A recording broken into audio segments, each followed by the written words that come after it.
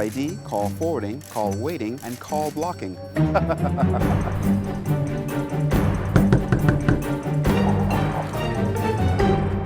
I think it's time you cut the blue wire. Cut the blue wire. Save up to $250 on your phone features with RevVoice. Get RevVoice. Save money. Good evening, Bahamas. You're tuned into NB12, broadcasting from Cable 12 Studios on Robinson Road. Coming up tonight, why a former senator says the Peter Nygard Louis Bacon controversy has been a big distraction. The F&M deputy leader says the official NHI delay is no big surprise. How a lot of love and maybe a sprinkle of holy water makes the island's best hot cross buns. And Bahamian College basketball star Buddy Hield takes his team to the Elite Eight. Happy Good Friday. I'm Paige McCartney. We've got those stories and more straight ahead on NB12 Weekend.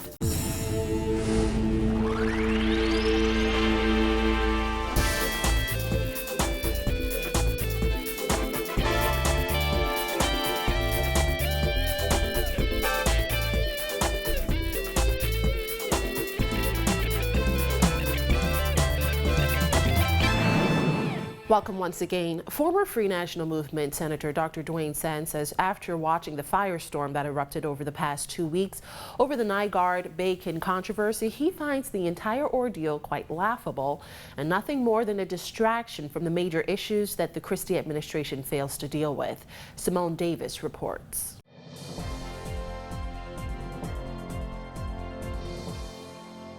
San said a bicker between two foreign billionaires and two criminals distracted the government and many Bahamians from the country's mid-year budget, which outlines most of the issues facing the nation. He said while the Nygard ordeal may have been entertaining, he believes it was just unnecessary. It is a huge distraction from the challenges that ought to have been discussed during the mid-year budget presentation.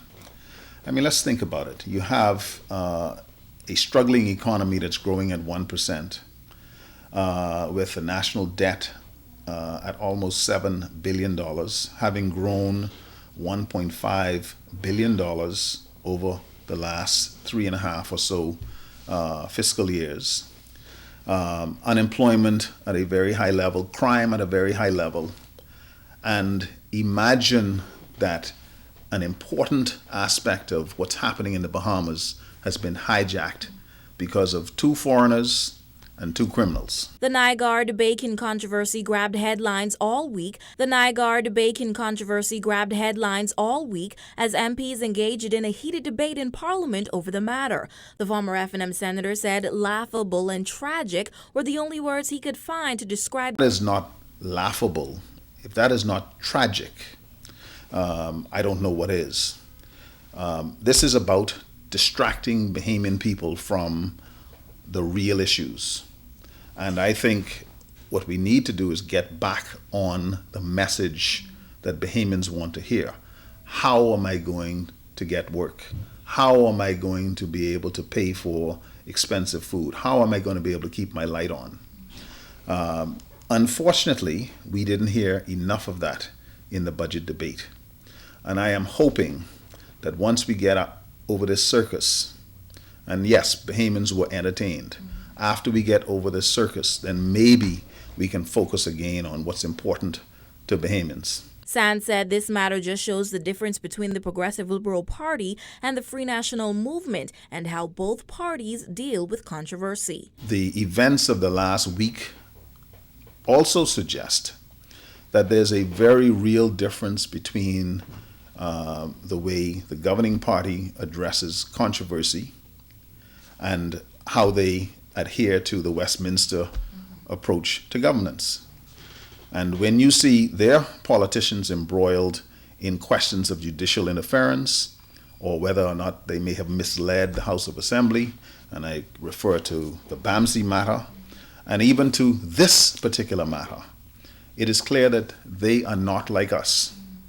And so while you would expect that they might follow an example and suggest that if you are embroiled in controversy and you bring the governance or the government of the Bahamas into question or disrepute, the honorable thing to do, if you know how to be honorable, would be to step aside. Reporting for NB12, I'm Simone Davis. Well, despite numerous declarations that the National Health Insurance Program would be up and running by April this year, new KPMG consultants confirmed this week that they will need a little more time. Deputy Leader of the Free National Movement, Peter Turnquest, said this is no surprise. Here's Giorgio Bain. The Deputy Leader of the Free National Movement, Peter Turnquest, says it's no surprise to the FNM that NHI is not on track for April, as the pace set by the PLP was unrealistic. Earlier this week, Global Chairman of KPMG, Dr. Mark Britnell, said it's not possible to have a sustainable universal health care system without a national health insurer. Given that the government has just issued a tender to generate a group of persons to spearhead the national health insurer, it will need some more time. It will take a bit more time for us to stand up the public health insurer, for us to choose the best organisations to work with, both locally and also worldwide. And we expect services to develop in a timescale which is commensurate to us standing up the public health insurer. Turnquest said it is no surprise to the Free National Movement that NHI will not be up and running for April. He said that the pace that the Progressive Liberal Party set for the NHI implementation was unrealistic. The Free National Movement has been saying for almost a year now that this plan seems to have been just rolling along with any real timelines and control of what the plan is supposed to be. The fact that the consultation with the various stakeholders has not been complete, that there was a disjoint between what the government is putting forward and what the industry stakeholders understand to be the case, the fact that they have not put forward any legislation to govern this new program. There's no surprise. Turnquest says it is an unfortunate case of events because there are so many critically ill Bahamians out there who are looking forward to finally being able to afford the necessary health care. And it's unfortunate because, you know, the truth of the matter is, and the FNM has said this before, that there is value in a national health plan.